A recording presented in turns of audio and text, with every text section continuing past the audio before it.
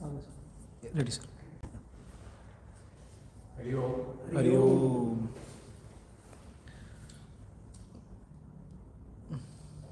So the Avarana Sakti, that's the veiling of our intellect, and the consequent Vikshepa Sakti, which is the agitation and restlessness of the mind, are the main causes of us misidentifying ourselves as this body. When I say this body, it means the gross body, the subtle body, and the causal body. So we identify with these, the body, because of this veiling of the intellect and the vikshepa, and because of this identification, there comes desires in our heart. And with the desires, we pursue these desires. And we go about fulfilling these desires one after the other, and only to find that this is not what we want, so we want to pursue something else and so on. And we go on from life after life doing this. And it's a vicious cycle, because in each life, as we pursue these desires, we are accumulating more and more vasanas. And the more vasanas we accumulate, the more it has to be exhausted. To be exhausted, we have to take another life. And then that life is given to us in a certain form, in a certain environment, so that we can exhaust the vasanas. But instead of exhausting those vasanas, we accumulate more vasanas, because we go on with the same desire based on this identification with the body. So there don't seem to be an end to this. It's an indefinite cycle thing, and that is what's called samsara. So Shankara gives it a pictorial form by saying the tree of samsara. So the tree of samsara, we talked about it last time. The seed for the tree is the vasana. The vasana is the seed from which everything arises.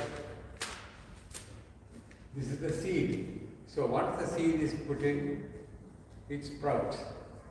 And what does it sprout? Usually when you see when a seedling comes out, there are two small leaves. These two small leaves are desire and attachment. So once we start with this vasana, we come up with desires and attachments. And these attachment and the desire keeps on growing. How does it grow? Because once the seedling comes out, the more you water it, the more it grows. So what is the watering of the, equal to the watering of our own vasanas? It is our actions. The more actions that we do in pursuing our desires and attachments, the more we are making it grow more and more. And the body is the trunk of the tree. And the branches and the leaves are the sense organs, because the leaves are the ones that absorb sunlight and moisture and gives the nutrition for the tree. In the same way, the sense organs are the ones that go out into this world, gather all the information and acquire all that, and nourishes the ego, and it goes on and on. So with these actions that we go on, in between, if you take a tree, if there is the main trunk and there is a branch, in between the trunk and this branch, there is a twig. In every branch, there is a twig there which you don't see. So if you cut that branch, the twig immediately comes out. As you can see, when people trim their trees, they trim their trees, but it grows back again, because the twig is waiting to come out. Once that branch is cut off, the twig immediately comes out. So in the same way, this twig is the desires that we have. Once we create the environment for this twig to come out, it comes out and it blossoms out into another branch. So we are now indulging in our own vasanas, trying to acquire money and getting a house and a car and all that, and a new desire comes. No, I want power. I want to be in politics and be the governor of this state. So a new desire comes up, and we nurture that and then we pursue that, only to find that that is not going to lead to somewhere. So then we try another one. So this is how these branches grow in this tree. So with all these actions, every action ends in a fruit or the result, which are the fruits on the tree. The ego is the bird that flies from one fruit to the other. So the ego tries to, okay, now I have pursued this path of acquiring wealth. So and the result is there. So now the ego thinks, okay, I'm going to enjoy that fruit. So it goes and pecks on that fruit, only to find that it's not satisfying. So it flies from there and goes to the next fruit. The next fruit is where, oh, I want some power. And that power has now, that pursuit has given some fruit. You eat that fruit, that also doesn't give happiness. So the bird goes on feeding on all these different fruits on the tree. And after a while, when it had fed on all the fruits and find that it is not satisfying, this tree is of no use for that bird. So that bird, the ego, it flies to another tree, which is our life. When we end this life, after pursuing our desires, and we find that it is not satisfying, and we have no use for this body anymore, we leave this body and go and take another body. So that is the tree of life, that tree of samsara that Shankara had described for us. Now, if all the sorrows that we have in this life are caused by this ignorance or the avidya, that we are actually Atman, the self, but we have come to identify ourselves as this body. If all these sorrows that we are suffering in this world are due to this avidya, how do you get rid of it? Shankara says you cannot destroy this avidya by the weapons of destruction that we know. The weapons of destruction that are available in this world are two kinds. One is called astra, the other is called shastra. Astra are weapons that are sent out, that goes out, and once it goes out, it never comes back. It goes, it might hit the target, it might not hit the target. Example is a bullet or an arrow. It is shot at something to destroy something. It might hit the target, it might not hit the target. But whether it hits the target or not, that's the end of that bullet. Same with the arrow. So that's the astra. Shastra is a weapon that when it is fired, it goes and hits the target and comes back to the one who sends it. And that's the Shastra. The guided missiles that we have are examples of that. So these two kinds of weapons are the weapons of destruction that man knows. These two weapons cannot destroy this avidya that we have. Nor can any factors in the nature destroy this avidya. Now you know that there are these 5 great elements: the earth, fire, water, air and space. Of these 5, 3 are destructive: air, water and fire. These 3 can destroy. But none of these 3 can destroy this avidya. Then Shankara says it cannot be ended by some actions or rituals. Now you can do certain things. If there is something bad that we are doing, we can correct it by changing our actions or by doing certain rituals, change it. None of these actions or rituals can ever destroy this avidya. It can only be destroyed by the sword of discrimination. This avidya can be destroyed only by the sword of discrimination in our mind. And this sword has to be sharpened by purification of the inner instruments, our mind and intellect. When you purify the mind, meaning by calming the mind, when the vasanas are reduced, when we don't pursue our desires all the time, our vasanas get reduced. And the lesser the vasanas, the lesser the agitation in the mind. The lesser the agitation in the mind is calmer and more receptive for introspection. And the more we do that, the more we are reaching our goal. When one lives selflessly for a long period of time, according to the dictates of Swadharma, Shankara says that we all have a Swadharma, meaning a dharma, as we have explained, a dharma is the essential nature of something. The dharma of sugar is sweetness. The dharma of water is wetness. Everything has a dharma. The dharma of any living being is the life spark.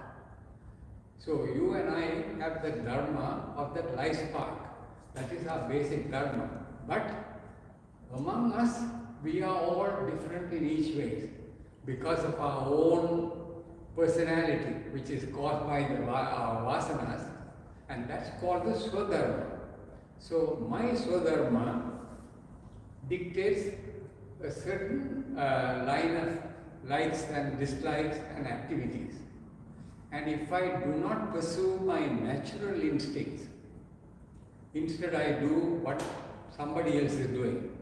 Everybody else is trying to invest money in stock market. And I think in my mind, oh, he's making a lot of money by putting in the stock market, let me also do that. If I pursue that line, which is not my natural talent, I am very likely to lose everything that I have, just because somebody else is being successful. So Shankara says, if you live your life according to your Swadharma, do whatever it is, maybe lesser than what somebody else is doing, but pursue your natural instinct. You do that to the best of your ability, selflessly, for a long period of time, according to the dictates of your Swadharma, your mind automatically gets calmed down and purified. Gurudev gives the example I have told you many times before of this young man, who was the son of a famous lawyer, and the son wanted to do medicine and become a doctor. The father said, "Are you kidding? I have built up this entire practice for you to take over my law practice. I have all these clients waiting, and when I retire, you are the one who is going to take over. So you shall do law." And those days, when the father says that, the son automatically has to do it. So the son said, okay, and he went to law school, became a lawyer, because he's an intelligent man. So he became a lawyer, joined the practice, and was very successful in his law practice. And he was so successful that the government recognized him and appointed him as a judge. And as a judge, he did so well, he rose up and became the Chief Justice of India. So he was a very well-known, well-respected Chief Justice of India. And finally he retired and came to live in a colony in a small town. And there, the first thing he did after he retired was to buy a book on homeopathic medicine. And he read all that. And in that colony, after reading that, he'll go around. I think you have a runny nose. I'll give you some medicine. And he has all these little, things, and he comes and gives it. And now you take this for 3 days after meals, 3 times a day for 3 days. The cold will automatically get better anyway in 3 days. But he gives it, and when he gets better, he says, see, my medicine has worked. And he's so happy. And when a little kid, has a cough or something, something. He goes and brings it some and gives it to the mother and says, make sure that he takes it 3 times a day. And not only will he say it, he comes in the afternoon. Did you give him the afternoon dose already? Because he is so interested in that. So much so that he had become a nuisance to the family, to the people in the colony. They all respect him, but he made himself a nuisance. But he was in 7th heaven. He was happy because he was fulfilling his Swadharma. So finally when he died, they said they put all his medicines in with him and when they buried him. So the idea is that you should follow your Swadharma. He was never satisfied, although he was the Chief Justice of India, he was not satisfied. But those few years when he practiced medicine, homeopathic medicine, that was the crest of his accomplishment in life. When realization happens, even for a brief moment, samsara gets destroyed. So when you pursue these kinds of actions and purify your mind, realization comes that you are actually Atman, the self, and not this body. When that realization happens, even for a split second, your entire concept of this world changes. It's just like that example of the rope and the snake. You think that that rope is a snake, and you are afraid that it's going to come and bite you. But if there is some way, let's say that there was a lightning, and in that lightning for a split second, you saw the tail of the snake. The tail or the little part of the rope, which you saw as a rope.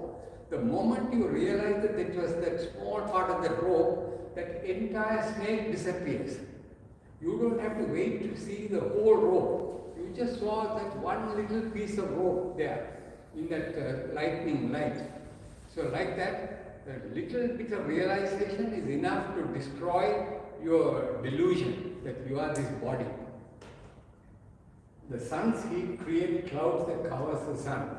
Now it is because of the heat of the sun that water evaporates from the ocean and it becomes cloud.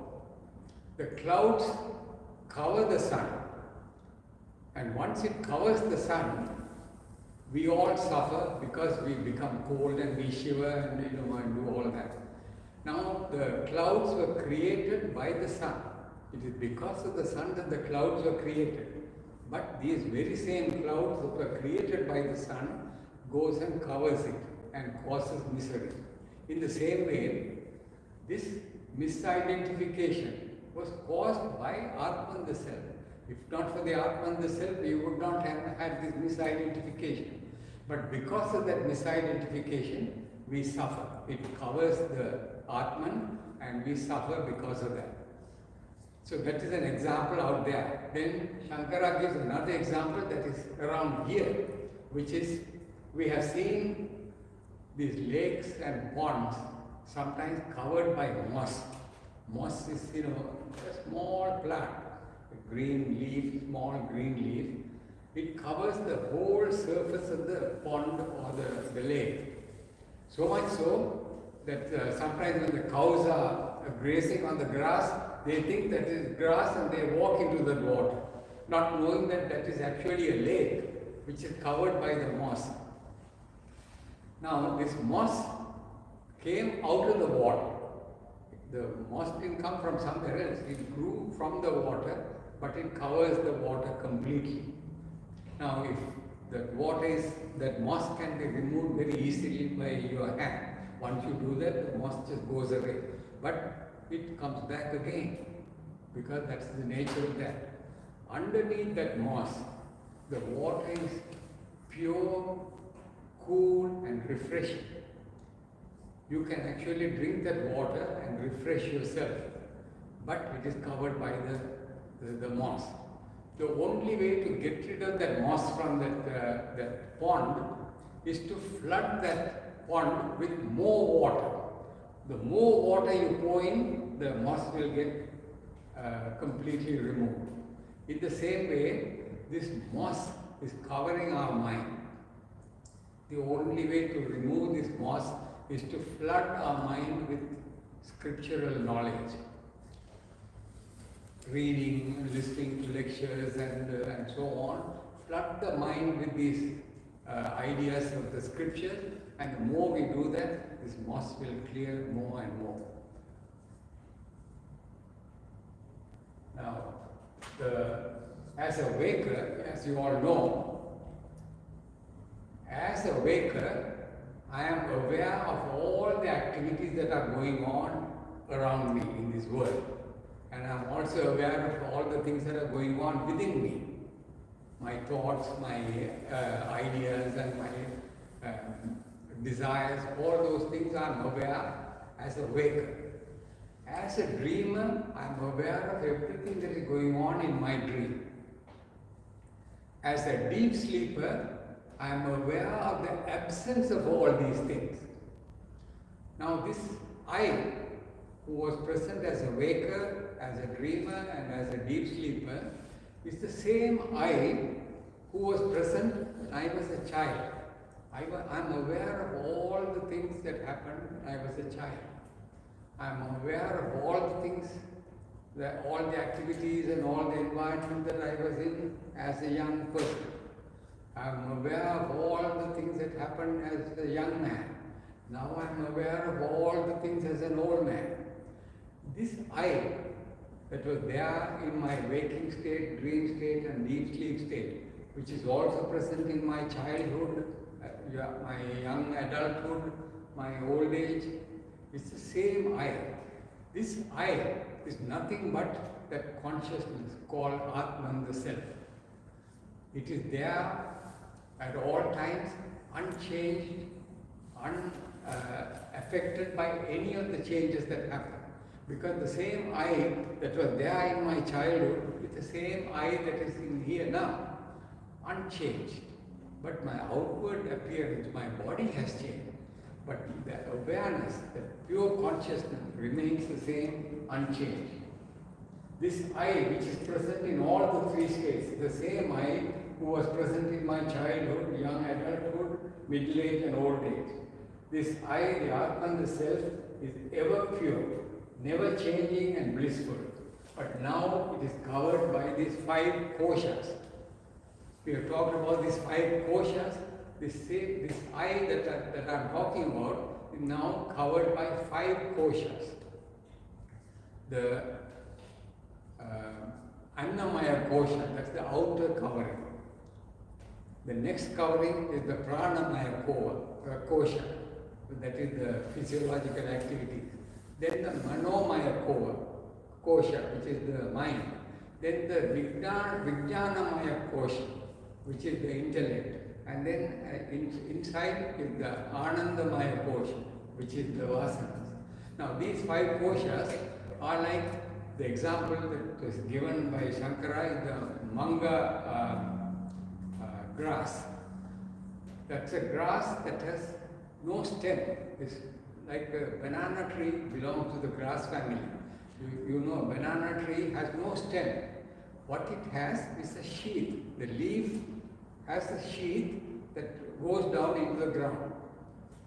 If you remove one sheath after another, in the core, in the middle, there is a sweet little core that can be eaten, which is very sweet.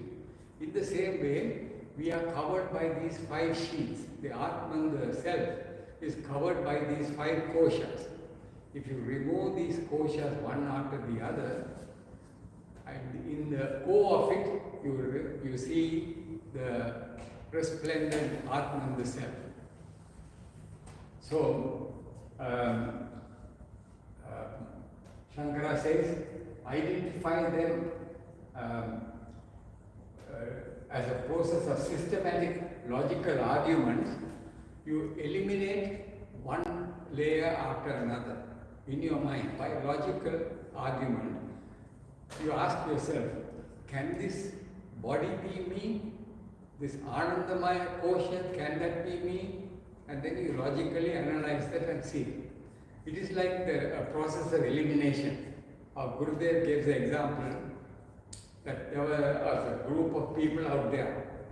So he called his brahmachari and said, Brahmachari, go and tell Mr. Reddy that I would meet with him at 3 o'clock in the ashram.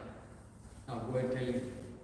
So the brahmachari said, okay, and he wanted to go, and then he came back and said, but Swamiji, I don't know who Mr. Reddy is. So Swamiji had to describe Mr. Reddy. So he said, Mr. Reddy is a short man. He's only 5 feet 2 inches tall. He is completely bald. No hair in his head. And he has a pot belly. And he has a habit of chewing pan all the time. Every time you see him, his mouth is full of pan. So don't ever stand in front of him and crack a joke. Because it will spray all over you. So the brahmachari understood, okay, now I know who Mr. Reddy is. So he goes out there. He eliminates everybody who is tall. He doesn't look at any tall person. Because he is only 5 feet. Reddy is described as 5'2". Then he eliminates everybody with hair on their head. Because he was completely bald. So he narrowed it down to only 2 or 3 people who were short and bald head. Then he looked for somebody with a pot belly. There were 2 fellows with pot belly. And out of those, he saw one with pan in his mouth. And he said, that is Mr. Reddy. So for him, he went behind him and tapped him on the shoulder. He didn't want to come in front. All the pan will come on him.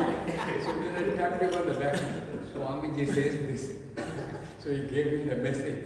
So Swamiji was giving that example to show that we can, by a process of elimination, come up with the right choice. So how do we eliminate? Can this Annamaya Kosha, the outermost covering, which is this body, can that be Atman the Self? He says, now you analyze that and see the gross body it came out because of the seed from my father. This body came out from the seed of my father. How did my father get the seed? By the food that he ate. By the food that was eaten by my father, he had the seed. And the seed was implanted in the womb of my mother. So I came from that seed, which was a product of the food eaten by my father. In the womb of my mother, the food that my mother ate made me grow as a baby, as an embryo. I grew up. And when I was born, I was fed milk every 2 hours. By food, my body grew. And this is, I grew to this size because of the food that I have eaten.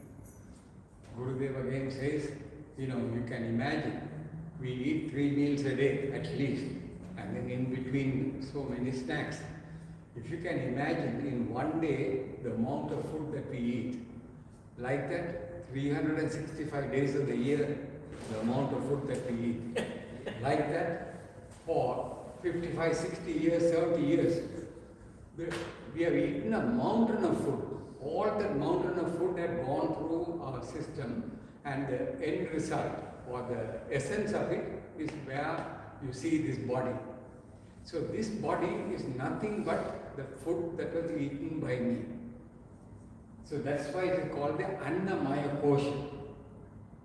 Born of food, sustained by food, and when it dies, it becomes food for the insects and worms. This body is born of food, it is sustained by food, because if you don't give food, this body will die. And when it dies, it becomes food for the worms and insects. So it is all about food. This body is all about food. And it consists of skin, flesh, blood, fat, bones, and it contains filth. It came into existence at birth. This body was not present before I was born. Before I was born, there was no such thing as this body. This body came into being only when I was born. and then this body will not exist after I die. So for a short period of time, this body exists. It is a short period of time, although we all know that a man can live up to anything between 80 and 100 years. We think 80 or 100 years is a long time, but in comparison to the broader scheme of things, that 80 or 100 years is a very short time. It's just like a dream. We all have dreams. Do you know that the dream comes in cycles? We have several dream cycles during the night. Each dream cycle is only for 90 seconds, which is 1.5 minutes. We dream for 1.5 minutes only at a time. But in that 1.5 minutes, that 90 seconds, we go through an entire lifetime of experiences in our dreams. In the same way, this life is very short, but we think it is a long life. So this, we came into existence at birth, disappears after death. It exists only for a short period of time. So it cannot be something, the Atman is ever present. It is never changing. Yet this body comes into existence only for a short time and it dies at the end. And depending on the gunas, it is active or dull or enthusiastic or withdrawn. It depends on that we are now at one point we are very enthusiastic and active, at another time we are depressed and withdrawn, depending on the mood that we are in. Atman, the self, is never like that. It is always the same. It is an object of awareness. I am aware of the desk there. I am aware of these pots here. So these pots are an object of my awareness. In the same way, this body is an object of my awareness. Now, if I am observing the pot is the one that is being observed, and I am the observer. The observer is different from the observed. In the same way, if I am aware of this body, I am different from this body because I am aware of the body. You understand that concept. The observer or the perceiver and the perceived are two different things. So I am aware of my body. So I cannot be this body because I am different from this body.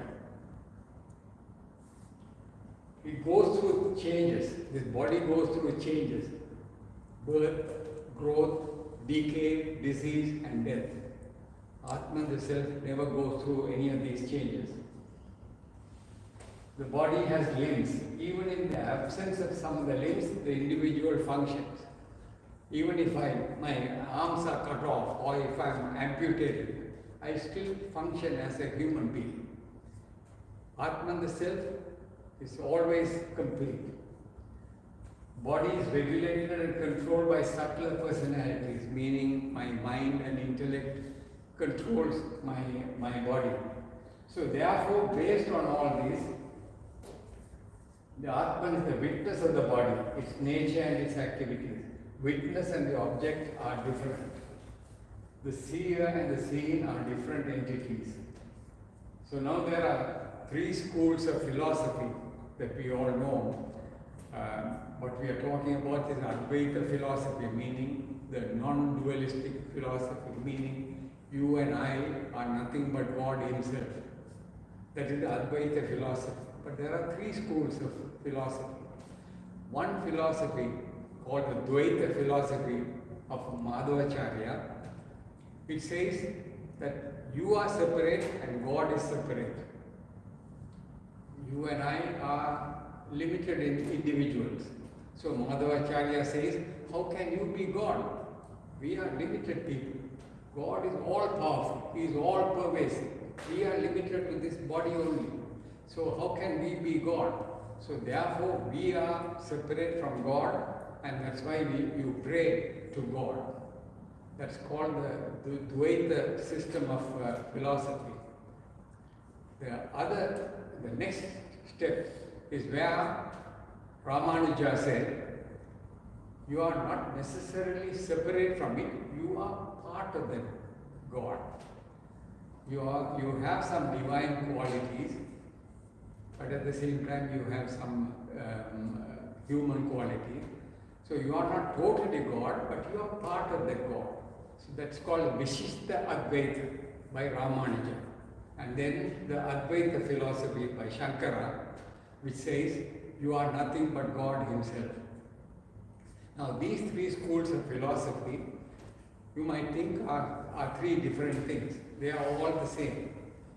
You and I, as we evolve spiritually, first we think we need to pray to God because God is all powerful and I am just an ordinary thing. But as our spirituality and our awareness becomes more and more, we realize that we have some divine qualities. We are part of that God, which is the Advaita philosophy of thinking. And then when you go higher in your spiritual growth, you come to realize that you are nothing but God Himself. So it is all a part of evolution, not three separate concepts. One can be well versed in the Upanishads, but if he is identified with the body, they are of no use. So I can come and lecture to you all about the scriptures. It won't give me one bit of help in me becoming realized. Because if I am still identified with the body, which I am, I can never benefit from any of these. It's like the example given by Gurudev is that if you put gold bars on a donkey, the donkey is carrying it, but it has, on its back, gold bars. It has no idea of the value that it is carrying. But as far as the donkey is concerned, you can put bricks on its back or gold on its back. For it, it's only weight that it is carrying. It has no idea that the weight that it's carrying is valuable or not. In the same way, I can carry a lot of knowledge in my mind. If all that knowledge is of no use to me, if I am not actually using that knowledge, or I am not aware of that knowledge is as bricks that the donkey is carrying. Now, how can one discard this idea that I am this body? If the logic says that I am not this body, but how do I discard that idea that I am not this body? We are doing it many times. For example, the shadow. If I am standing here and the shadow is there, I know that the shadow was created by me. It is me, the shadow. But I don't pay any attention to that. I can stand here and my shadow is here and somebody can walk over that. I am not bothered that somebody is walking over me. It is me in my shadow, but yet I am not bothered by that. The other example is a reflection in a mirror. You look at a mirror, you see yourself there. After you see it, do you find it difficult to walk away from it? How can I walk away when I am right there? No, we walk away because that was only a reflection. We are aware that was only a reflection. In the same way, a dream. In a dream, you imagine yourself, you are doing so many things. You are the king of a place, or you are doing so many things, and yet when you wake up, you know that is not you. Although you were the one who was dreaming, yet you know that is not you, the real you. Or your imaginations and fantasies, meaning daydream. I daydream that my neighbor's wife is my own wife. It's my daydream. I daydream that in my mind, but then the moment that daydream goes away, I realize that is not the truth. So these are things that we do all the time, where we know that there are certain things that I imagine myself to be, but I know that I am not that. So in the same way, imagine that this body is not you. It may seem as if it is you, but it is not you. Keep the body, so if this body is not me, so do I just ignore this body and just not pay attention to it? Shankara says no. This body is important for you and me. Why? Because it is the vehicle by which we are transacting business in this world. That we are gathering experiences in this world because of this body. So therefore, this body is important for me to exhaust my vasanas. So therefore, keep the body clean and healthy. Always keep your body healthy and clean, just like how you keep your car clean and in a good condition by getting it serviced and so on. But remember, it is only a mode of transportation for you. In the same way, this body is a mode of transaction for your experiences in this world. Gurudev says, don't pay too much attention. Don't look at the nails and paint it. And then go for Botox and that and this and so on. And then you color your hair and make it look young. And you have a 30-year looking hair, but on an 80-year looking body. It looks so unusual and horrible to look at somebody like that. Gracefully grow old and treat your body as best as you can in this manner, keeping it clean and healthy. By identification with the body, we set ourselves for perpetual sorrow. Practice discrimination consciously with effort and exercise of the will. By consciously reminding ourselves that we are not this body, eventually that idea would sink in.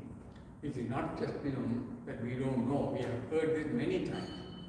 Intellectually, we understand the logic and arguments that are given, but we don't pay much attention because the next moment we come back to again thinking that we are this body again. So by repetitive reminders in our mind, an exercise of the will, where we keep on reminding that we are not this body, eventually that realization will come to us. So this is the Anandamaya Kosha. In our next lectures, we'll go the next Kosha and so on.